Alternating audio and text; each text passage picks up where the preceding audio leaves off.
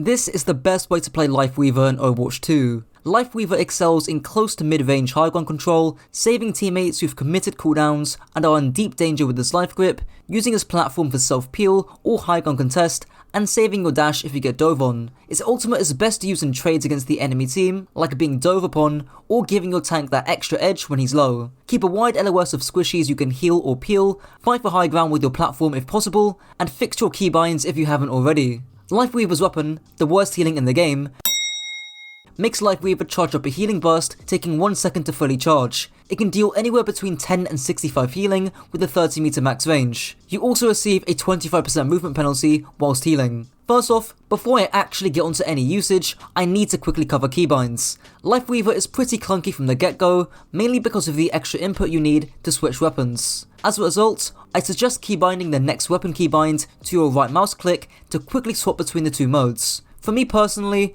it's also more comfortable having my Petal Platform as E, my life grip as C, and my crouch as left control. Hopefully your dash ability will also work in a similar way to Hanzo's lunge in the future. Now in terms of actual usage, your Blossom isn't that complicated. You should be charging up to at least 40 or 50 healing per Blossom, ideally charging the full thing instead of spamming 10 healing. If a teammate obviously needs healing ASAP, then do a faster charge to get healing to them faster. I wish there was some big brain tip with your healing, but likewise to Kiriko Zafuda, you just use it when your team are low and or you can't get any value from your damage. Because of the travel time with your healing, as well as the projectile speed of your Thorns, I recommend keeping short to medium sightlines. 20 to 25 meters should really be your upper limit when you're in the mid-fights. Not to mention, anything beyond 30 meters and you can't even heal anyways. Also, try and heal singular targets rather than multiple targets at once, and try and prioritize flankers or squishies over your tanks. I'm sure we've all seen the clip of Flats trying to heal up 2 bots in the practice range, and your healing per second is just so low that it's better to keep 1 out of 2 teammates alive rather than trying to desperately keep both of them up. Also, 1 fully charged Blossom on a Tracer or a Genji will do a lot more than a fully charged Blossom onto a Reinhardt. Not to say that you shouldn't heal your tank, especially if there isn't anything else better to do, but squishy heroes in particular benefit from single target healing the most. And as we delve deeper into the playstyle and positioning section, you're likely going to be taking angles with your DPS anyways. Lifeweaver's second weapon, the Halo Type 33 Needler, makes Lifeweaver shoot out 2 projectile Thorns, each dealing 5 damage, at a fire rate of 660 RPM. You deal up to 110 DPS with 60 ammo in 1 clip. The key thing with your Thorns is again, their sightlines. Thankfully, this goes hand in hand with your healing, but maintaining short to medium sightlines to minimize the projectile speed and more importantly, the spreads, are going to be key things to keep in mind. For example, on Dorado first point attack, instead of stacking main, shooting the high ground from 30 meters away, you can platform up to either high ground, utilizing cover whilst having a shorter sightline. You can also dash between either high grounds. There's also some more fitting sightlines throughout first point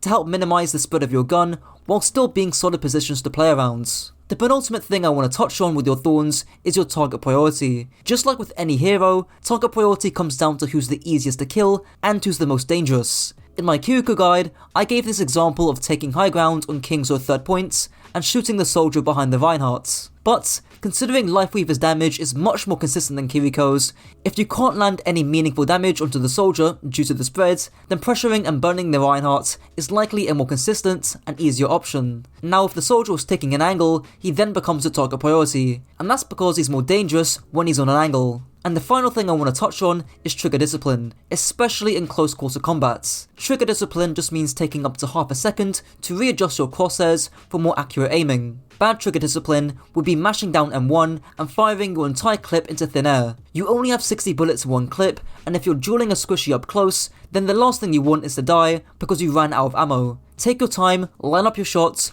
and don't just spray and pray. Lifeweaver's first ability, a clunkier Hanzo lunge, makes Lifeweaver dash just over 6 meters, healing him for 25 HP, being on a 5-second cooldown. Ensure you jump at the end of your dash to conserve some momentum. Thankfully, the dash is the simplest part of your kit. Either use it for mobility, or for self-sustain, or both. I've already briefly mentioned the mobility usage in that Dorado example, but using your dash to reposition to or across high grounds, or to get back from spawn faster are good examples of mobility uses. However, especially when playing up against dive heroes, you kinda need to be using and saving your dash for that added sustain as well as the mobility. If a Winston jumps you, then you obviously want to get out of range by dashing away, as well as gaining back any HP you lost. So when you're playing against dive, try and not waste your dash and spam it off cooldown. It kind of reminds me of when Bat players in Overwatch 1 wasted regen burst, then they got dove and had nothing to live against it. Dueling is also another overlapping case of using your dash for mobility and sustain. If you want a 1v1, then you would dash to get the HP and to make your movement more elusive. Lifeweaver's second ability, the PP, makes Lifeweaver toss out a platform in the shape of a petal that can raise anyone up to 8 meters once they stand on the platform. The platform itself has 400 HP, a 10-second duration in the air, but an infinite duration on the floor. The cooldown is also 12 seconds. Funnily enough, the platform is used in a similar manner to your dash, both for mobility and for self-sustain. The mobility usage is pretty obvious, using it to gain high grounds, or if you're lucky and in a coordinated stack, using it to move your team to clear high ground can be extremely useful. As for self-mobility uses, using it to gain high ground like on Kings or 1st or 2nd, and most importantly on Kings or 3rd, can be extremely useful and is partially what defines Lifeweaver compared to someone like Zen who has high damage but no mobility. As for team-wide mobility, I see this being best used with poke-brawl heroes like Orisa, Ramattra, and especially Reinhardt, all of whom have limited vertical mobility and struggle clearing out high grounds. For those who don't know, clearing high grounds just mean pushing out heroes from high grounds before you push in main. For example, on Hollywood 1st,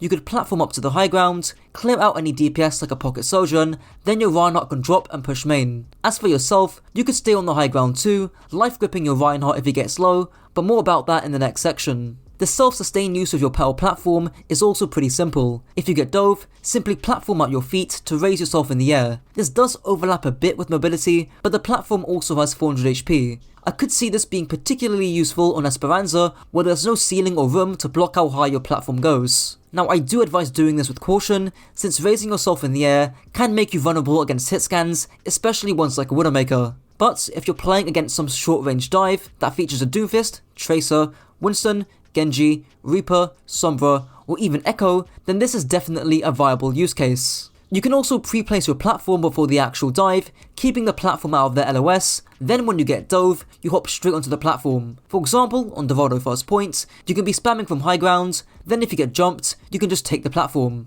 There are two issues with this though. Firstly, teammates can just ruin the pre-placed platform entirely, and secondly, this is quite a bit harder to do in attack, where you might be moving a lot more. And the last thing you want is to be stationary, rooted to where your pre-placed platform is. So, a solution to this is to pre-place your platform in the pre-fight before anything happens. Then, if you get dove, take the platform, and if you don't, you can move up, and then if you get dove, just toss the platform at your feet. For example, on Esperanza, you can place the platform next to you on high ground in the pre-fight. If you get dove, take the platform. If you don't, then you can just move up. Then, if you get dove whilst you're moving up, you can just toss the platform at your feet. You can and should also use the platform for cover, and I find that this works best for rooms with moderately high ceilings where you can cover the entire room. The last use of your platform is to set up plays for your team. I'm sure you've seen those clips of High Noon work in tandem with your platform, so if you're able to set your DPS to make plays, then do so. Lifeweaver's third ability, the Yoink, makes Lifeweaver pull an ally to his location from up to 30 meters, giving them an invulnerable shield whilst doing so. This is on a 20-second cooldown. Being one of the most controversial abilities in Overwatch 2, Life Grip is actually fairly simple to use. The goal is to grip teammates to save their life, likely because they're playing way too aggressively. In order to achieve this, the main principle with Life Grip is that with tanks especially, you need to keep track of their defensive cooldowns and their ultimates. For example, you don't want to pull an Orisa during her cycle when she still is Fortify. Let her go in, use Fortify first, then if she needs help and is too deep, then you can Life Grip. Same thing with Winston. If he still has his bubble, or he has primal and can go in further, then life gripping him can easily be a throw. And the same thing applies to most tanks. Ramattra's Nemesis form, Doom's ultimate, D.Va's ultimate, Hog's Vape, and Zarya's bubbles and Grav. Thankfully, most support and DPS cooldowns you don't really need to keep a track of, maybe Reaper's Wraith, Mei's Cryo, and Tracer's Recall, but the majority of your focus should be on your tank's cooldowns. You can also combo your Petal Platform with your Life Grip, which can be useful for a dive. You platform yourself for that self-peel, then you can pull your other support with you. This can be a bit awkward in the heat of combat, and ceilings and LOS checks can make this more awkward, but if you can do this safely, then it is a solid form of peel. This will tie into the positional section, but keep in mind that if you're in a bad position, then whoever you grip will also be in a bad position too. Most of the time though, you'll at least be somewhere safe when you're using your life grip. Lifeweaver's ultimate, mids, makes Lifeweaver spawn a tree with 1000 HP that instantly heals teammates for 150 HP, then pulses once every 2 seconds almost, giving teammates 50 HP. The tree can pulse up to 8 times. As given by the nickname, I think this ultimate is pretty mid and underwhelming, but in terms of usage, it's pretty simple. Either use the tree to give your tank an edge in the tank trade, or use it to win one-on-one skirmishes on key flanks, or when you're being dove on. So, for example, on King's first point attack, you can tree somewhere in the front line to give your Reinhardt or whoever your tank is that extra edge in that frontline trade. Alternatively, if your backline or support get dove, you can tree for that instant HP, or if someone tries to duel you, you can also tree up there as well to give yourself that edge in the duel. The tree can also act as a form of cover, but rarely will you be proactively using tree just for the cover. On maps like Lijiang Night Market, where the entire point is open, planting a tree in the middle when the enemy team have committed can be pretty annoying to play against. You get cover to play around on the point, as well as that passive HP.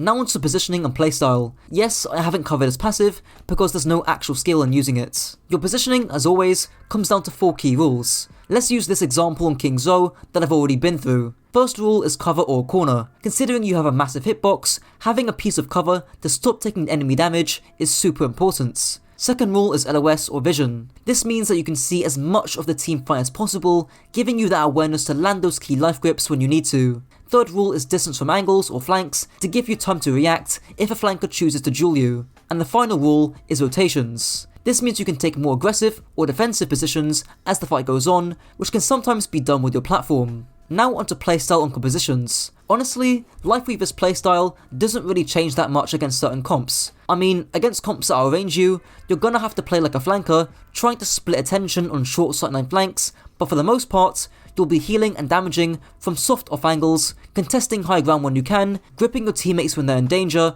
or platforming and dashing away when you're in danger. That King's example on first point that I just showed is a perfect example of this, and even Spylo approved of it too. Now onto support synergies. Lifeweaver Ana. What I think to be one of the best pairings, if not the best pairing for this guy so far. Ana makes up for your lack of consistent utility and healing, whilst you provide some off-angle and high ground pressure that Ana can't do because she has no mobility. The peel either of you offer isn't bad as well, and this duo can be played with most comps in the game right now. Lifeweaver Baptiste. A similar case, but Baptiste can also help with high ground contest too. Maybe you'll lack some utility and damage against something like an Ana Zen, but both of you have more sustain if you run into a dive. If you are going to run this, I recommend running this with a poke brawl comp.